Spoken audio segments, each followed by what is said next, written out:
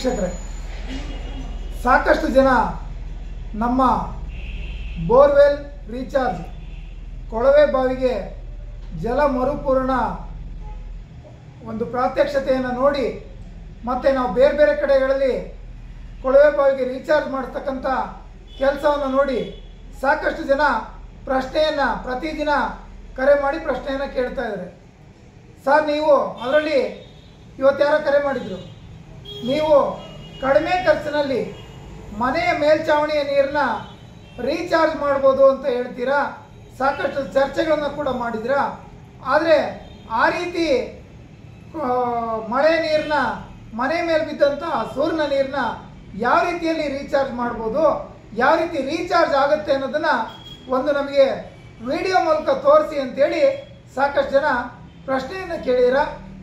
ಇವತ್ತು ನಾನು ಮೈಸೂರು ಜಿಲ್ಲೆ ಪಿರಿಯಾಪಟ್ಟಣದ ಒಬ್ಬ ರೈತರು ತುಂಬ ಸರಳವಾಗಿ ಒಂದು ಮಳೆ ನೀರನ್ನ ಮನೆ ಮೇಲೆ ಬಿದ್ದಂಥ ಮಳೆ ನೀರನ್ನ ರೀಚಾರ್ಜನ್ನು ಯಾವ ರೀತಿ ಮಾಡ್ತಾ ಇದ್ದಾರೆ ಅನ್ನೋದನ್ನು ತೋರಿಸ್ತೀನಿ.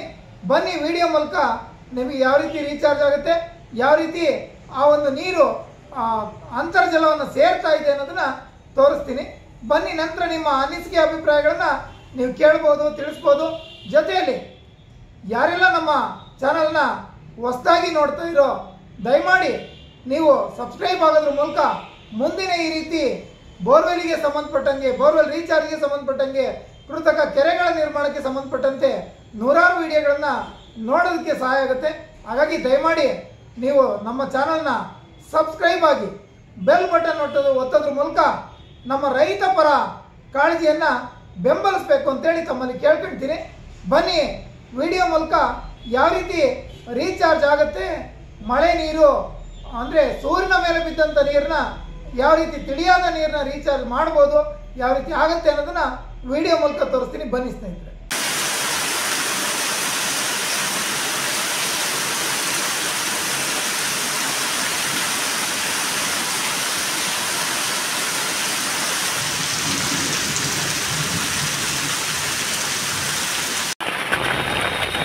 ವೀಕ್ಷಕರೇ, ನೀವೇನು ಈ ಒಂದು ವಿಡಿಯೋದಲ್ಲಿ ನೋಡ್ತಾ ಇದ್ದೀರಾ, ಈ ಒಂದು ರೈತರು ಮೈಸೂರು ಜಿಲ್ಲೆ ಪಿರಿಯಾಪಟ್ಟಣದ ಯುವ ರೈತರಾದಂಥ ನಂದೀಶ್ ಅವರು ಯಾವುದೇ ರೀತಿ ಹೆಚ್ಚುವರಿ ಖರ್ಚು ಮಾಡದೆ ಕೇಸಿಂಗ್ ಪೈಪಿನ ಸುತ್ತ 8 ಅಡಿ ಆಳ 3 ಅಡಿ ಅಗಲ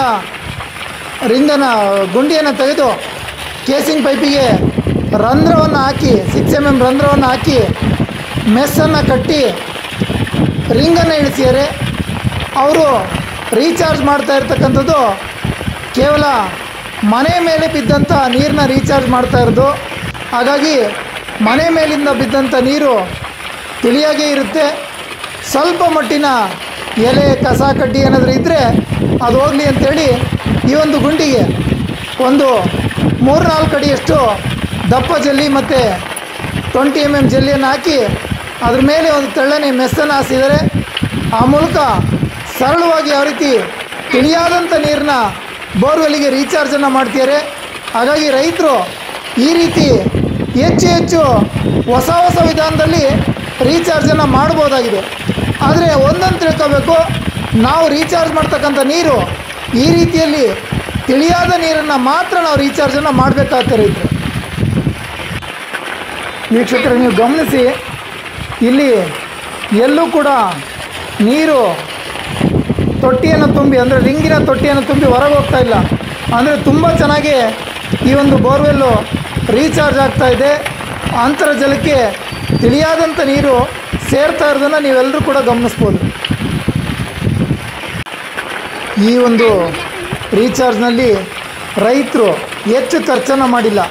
ಕೇವಲ ಒಂದು 10,000 ರಿಂದ 15,000 ರೂಪಾಯಿ ರಿಂಗು ಮತ್ತು ಮೆಸ್ಸಿಗೆ ಮಾತ್ರ ಖರ್ಚು ಮಾಡಿದರೆ ಉಳಿದಂತೆ ತಮ್ಮಲ್ಲಿ ಲಭ್ಯ ಇರತಕ್ಕಂಥ ಕೃಷಿ ಪೈಪನ್ನು, ಕಪ್ಪು ಪೈಪನ್ನು ನೀರನ್ನ ತರಲಿಕ್ಕೆ, ಸೂರ್ಯನ ನೀರನ್ನ ತರಲಿಕ್ಕೆ ಬಳಸಿದ್ದಾರೆ. ಈ ರೀತಿ ಕಡಿಮೆ ಖರ್ಚಿನಲ್ಲಿ ರೀಚಾರ್ಜ್ ಮಾಡೋದ್ರ ಬಗ್ಗೆ ಹೆಚ್ಚಿನ ಮಾಹಿತಿ ಬೇಕು ಅಂದರೆ ದಯಮಾಡಿ ರೈತ ಬಾಂಧವರು ಕರೆ ಮಾಡಿ ಚರ್ಚೆ ಮಾಡಿ ಈ ರೀತಿ ಮಾಡೆಲ್ಗಳನ್ನು ಮಾಡಿಕೊಂಡು ಅಂತರ್ಜಲವನ್ನು ಹೆಚ್ಚಿಸುವಂಥ ಪ್ರಯತ್ನವನ್ನು ಎಲ್ಲ ರೈತ ಬಾಂಧವರು ಎಲ್ಲ ಬೋರ್ವೆಲ್ ಬಳಕೆದಾರರು ಮಾಡಬೇಕು ಅಂತೇಳಿ ಕೇಳ್ಕೊಂತೀನಿ.